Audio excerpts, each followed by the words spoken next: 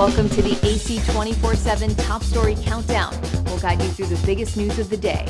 Our focus, advocating our rights, advocating equality, advocating health, and advocating Earth. Here's our pick for number 4.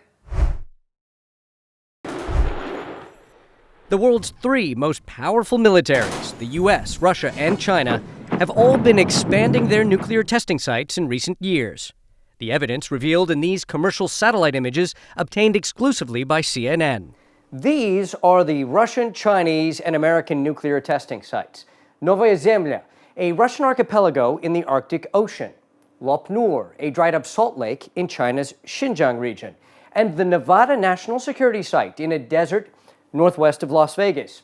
Images from each location show new tunnels, roads, and storage facilities constructed within the last 5 years. Nuclear nonproliferation expert Jeffrey Lewis first collected and analyzed these images. One big factor for both the United States, but also Russia and China, is a desire to make sure the nuclear weapons that they designed and tested in the 1980s and 1990s still work. All 3 countries, Russia, China, and the United States, have invested a great deal of time, effort, and money in not only modernizing their nuclear arsenals, but also in preparing the types of activities that would be required for a test. While there's no evidence of an imminent test, Russia's Novaya Zemlya site did see a burst of new construction over the last 2 years. On the 1-year anniversary of his full-scale invasion of Ukraine, Russian President Vladimir Putin declared Russia's readiness to conduct nuclear tests. Some figures in Washington, we know this for a fact, are already thinking about the possibility of an actual test on their nuclear weapons. If the U.S. conducts tests, we will do so too.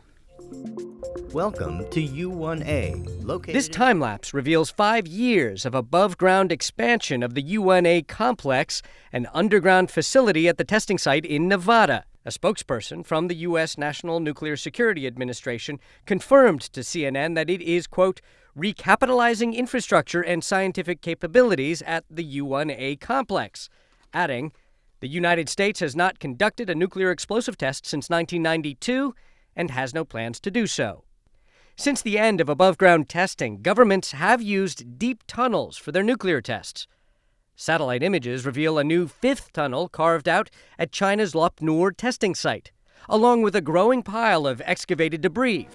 Washington accuses China of dramatically expanding its nuclear arsenal. We project out to 2035 when we expect that they'll want to have about 1,500 nuclear weapons. In a statement to CNN, China's foreign ministry also denied plans to test, saying, quote, this kind of report only speaks on hearsay evidence and hypes up China's nuclear threat for no reason. Fire. The specter of a new nuclear test would shatter restraint exhibited by the U.S., China, and Russia ever since the 1990s. I think if you are a farmer in Ohio or a shopkeeper in Shanghai, the threat of nuclear testing isn't the tests themselves. It's the fact that you are essentially agreeing to pay vast sums of money in an arms race that no one can win, but we can all lose. How delighted I am that we've now reached this moment when we can firmly announce the starting of a Fox News channel. Media titan Rupert Murdoch in 1996 announcing the launch of Fox News. At the time, nobody could have predicted how the cable channel would change America and challenge democracy as we know it. It is 6:07. We got more news coming up. Early on, Fox News reported the news, but eventually the network focused less on facts and more on conspiracy theories, like the false claim that Barack Obama wasn't born in the United States. Other presidents have been questioned about their residency. What's wrong with asking about, okay, can you just show us the birth certificate? Never before had propaganda been broadcast every night into America on the scale that Murdoch's Fox platform provided. Then Donald Trump came along. Good to see you, sir. Well, thank you both very much. We never had a more beautiful set than this, did we? With Trump in the White House, Fox began sounding more and more like state TV, unleashing right-wing propaganda aimed at bolstering Trump's image. They'll criticize President Trump, but no one can argue he is a worker. Around that same time, according to the New York Times, Murdoch was calling Trump at the White House at least once a week and bypassing his chief of staff to offer counsel. The toxicity, lies, and misinformation reached new heights during COVID. Fox touted unproven alternative treatments and advanced baseless claims about problems with vaccines. If the vaccine was so great, why were all these people lying about it? Then came the 2020 election. After Fox called the race for Joe Biden, Murdoch agonized that Trump was going increasingly mad. Venting about Fox's pollsters, Murdoch wrote in an email, "I hate our decision desk people." Fox, for its part, leaned into MAGA world, and its hosts fed those viewers just what they wanted to hear. Every American should be angry. You should be outraged. You should be worried. You should be concerned at what has happened in the election. Disturbing irregularities have been found and must be investigated to the fullest. I know that there were voting irregularities. Tell me about that. Fox News hosts did away with journalistic integrity and delivered outright fiction. And all the while, Murdoch stood by. Then it came back to bite him in the form of multiple lawsuits against the network for peddling election lies. In April, the network settled a lawsuit with Dominion Voting Systems for $787 million. And Tucker Carlson?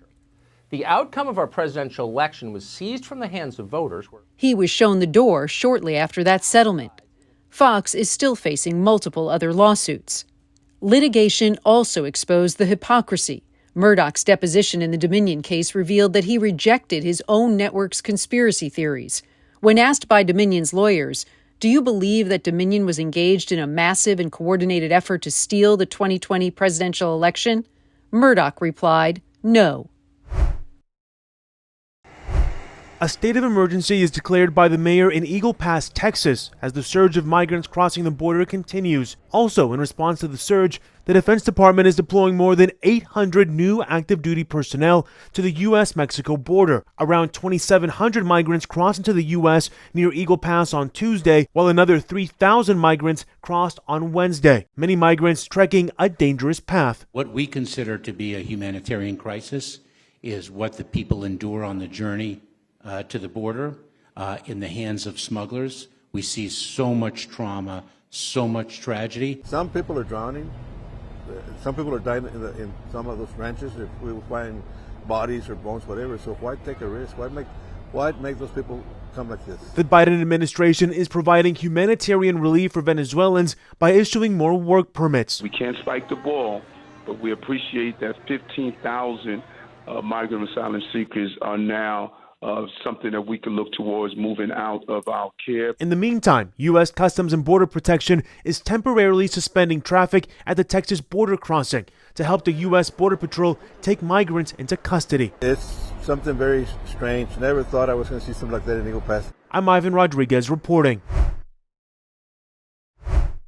If Washington, D.C.'s effort to prevent a government shutdown is compared to a football game, it's the fourth quarter and both teams are getting tackled before reaching the end zone. This is something that House Republicans know very well, that they have to do their jobs. They're the ones to fix this problem.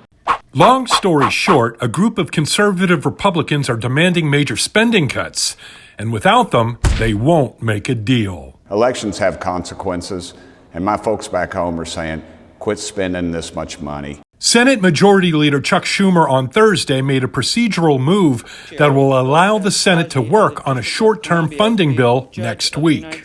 We must work in a bipartisan fashion to keep our government open, avoid a shutdown, and avoid inflicting unnecessary pain on the American people.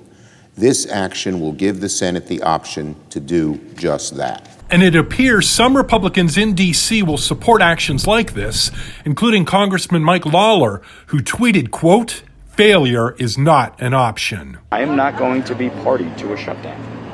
It does not serve a purpose. By the way, you save no money. You're going to end up costing the American people more money with the shutdown. So it's really illogical. In the meantime, everything is up in the air, like a Hail Mary pass in football. I'm John Lawrence reporting.